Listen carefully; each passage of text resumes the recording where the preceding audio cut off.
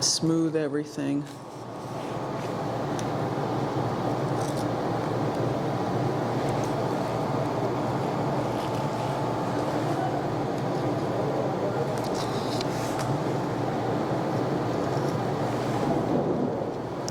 And if you get a blob on here that you don't like and it's already dried, hit it with a little sandpaper or even a little nipper, and you can just kind of clip it off because it is bound on here with an acrylic binder, so it's not that hard to remove even though it looks like it would be.